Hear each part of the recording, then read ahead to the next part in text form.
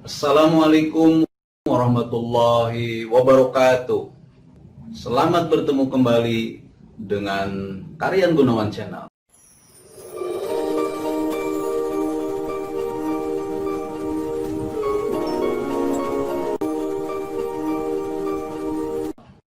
Sobat-sobat sekalian, jangan lupa klik like, subscribe, dan juga komen. Selamat menyaksikan. Hayatu kadal kalamu samu sumal basor bidiatan nasamu. Hayatuhu, sifat berikutnya adalah sifat hayat bagi Allah. Apa itu sifat hayat? Sama dengan tadi, sifatun qadimatun qaimatun bidati ta'ala. Bedanya tusohihu liman komat bihil idrok. Nah, ini bedanya. Yang mengesahkan, melegalkan bagi zat untuk disifati sifat idrok, menjangkau. Apa sifat idrok itu? Ilmu sama basor. Kalau ilmu terbawa, kalau ilmu disebut berarti irodat kudrat pun terbawa, karena otomatis itu. Jadi apa, antara hayat dan idrok itu saling bertautan. Kalau ada zat disifati ilmu sama basor, kalam, bahkan irodat kudrat, pasti ada sifat apa? Pasti ada sifat. Nggak mungkin kan orang itu berkuasa, berkehendak, mengetahui kalau tidak ada hayat. Dan ketika orang itu berbuat, awas, bertindak, berkehendak, mengetahui, pasti dia ada hayatnya. Begitupun ketika ada hayat, pasti ada sifat kudrat, irodat, ilmu. Soalnya, ulang lagi. Ketika ada hayat, pasti ada apa? Kudrat, irodat, ilmu, sama basor, kalam. Balikin, ketika ada, pasti ada itu. Logikanya begini, yang bikin meja ini punya kemampuan nggak? Punya kehendak? Punya ilmu? Hidup nggak? Hidup, gitu aja. Nah, sekarang langit diciptakan oleh Allah tadi dengan kudratnya Allah, dengan nah, dengan ilmunya. Hidup nggak Allahnya? Hidup nggak? Hidup.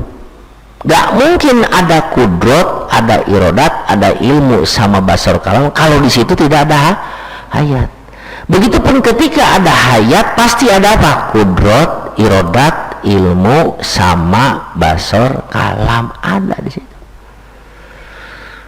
Makanya sifat hayat itu sifatun tusohihu, sifat pengesah, pelegal untuk zat disifati dengan sifat apa? Kudrat, irodat, ilmu sama basar kalam. Nah, sifat hayat karena fungsinya hanya sekedar apa? Sekedar pengesah, dia tidak punya ta'aluk seperti tadi. Ulang lagi, kudrat ta'aluknya apa? Suluhi. Punya ta'aluk apa sifat kudrat? Suluhi kodim, tanjiji hadis. Sifat irodat? Suluhi kodim, tanjiji kodim. Sifat ilmu? Tanjiji kodim. Sifat ilmu punya ta'aluknya cuma satu, tanjiji kodim. Jadi ketika Allah belum menciptakan makhluk atau makhluk itu belum ada, Allah sudah mengetahui, namanya tanjiji kodim. Kalau sifat hayat tidak punya ta'aluk, tidak punya ta'aluk seperti tadi ya. Kalau di dalam ilmu nahwu mah sifat hayat itu seperti fi'il lazim.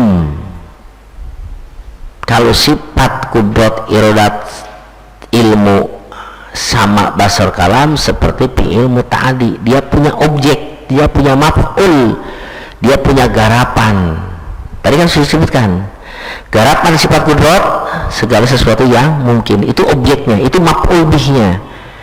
Sifat iradat, segala sesuatu mungkin, itu objeknya, itu maf'ul bihnya, itu garapannya. Sifat ilmu, ada garapannya? Ada. Apa tuh? Wajib, mustahil, dan jaiz.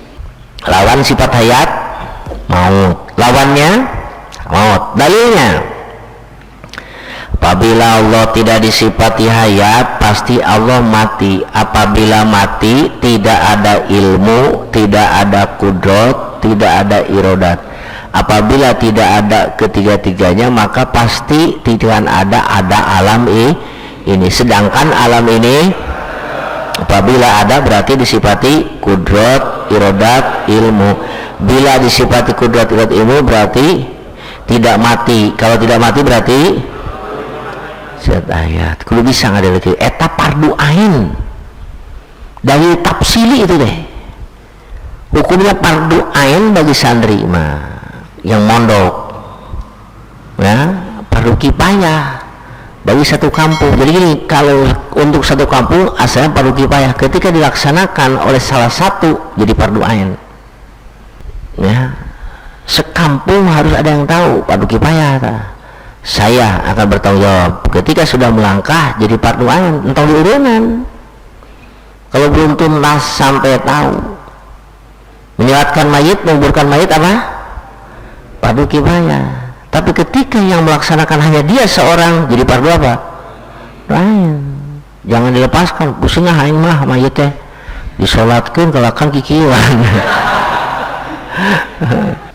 Jadi sifat hayatnya tidak punya objek. Dalilnya tetap menggunakan apa tadi? Alam. Contohnya inilah meja ini.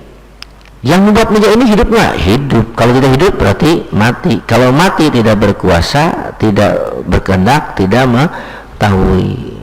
Kalau tidak berkehendak, berkuasa mengetahui, pasti meja ini tidak ada. Buktinya meja ini berarti yang buatnya itu punya kekuasaan, punya kehendak, punya ilmu. Kalau punya kehendak, punya ilmu, punya kekuasaan, pasti dia tidak mati. Kalau tidak mati berarti hidup. Hidupnya Allah beda dengan hidupnya makhluk. Hidupnya makhluk dengan goerihi, dengan yang lain. Apa itu? Ruh. Sedangkan hidupnya Allah lizatihi, bukan karena yang lain.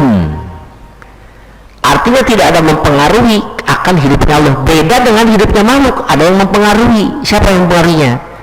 Allah, melalui perantara dengan sebab. Apa sebabnya? Ruh yang Allah tiupkan melalui malaikat kepada jasad kita. Ketika ruh berpisah disebut apa?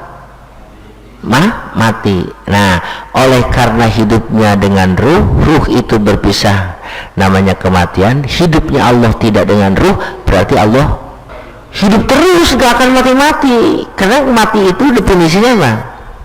Sok gerak. Apa itu mati? Perpisahan ruh dengan jasad. Sekarang Allah akan mati nggak? Nggak akan mati. Allah hidup terus. Kenapa? Karena Allah hidupnya tidak dengan ruh. Jadi kalau ditanya bagaimana pendapat Allah hidup akan mati? Nggak mungkin. Kenapa? Karena hidupnya Allah tidak dengan ruh. Loh, kok urusannya mati itu perpisahan antara ruh dengan jasad? Nah, sekarang udah sifat hayat, kemudian kagal kalamu, kemudian begitu pun dengan sifat kalam.